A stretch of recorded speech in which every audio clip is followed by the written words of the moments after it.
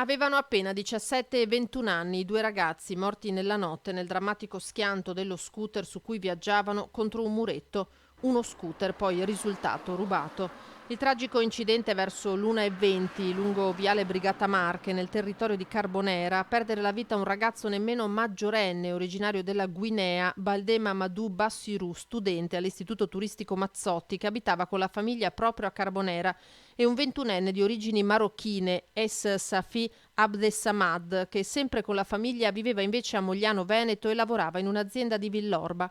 Forse l'asfalto bagnato, forse l'alta velocità, il giovane che conduceva lo scooter ha perso il controllo e la moto è finita contro questo muretto di cemento. Siamo usciti subito fuori e abbiamo chiamato l'ambulanza dal balcone. A primo impatto si era già intravisto un po' la dinamica e quindi presumo non ci fossero più niente da fare.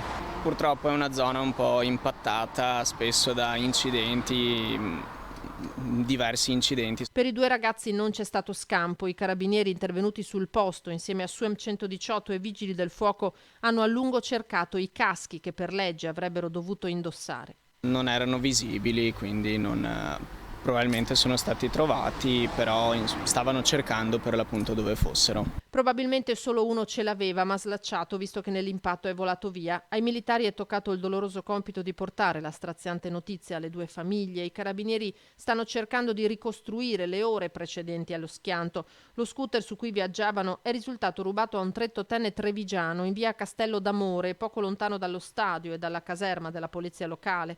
Non è chiaro se gli autori del furto siano i due ragazzi o se abbiano ricevuto lo scooter da qualcun altro. Solo dettagli ormai privi di significato di fronte alla tragedia che si è consumata nella notte.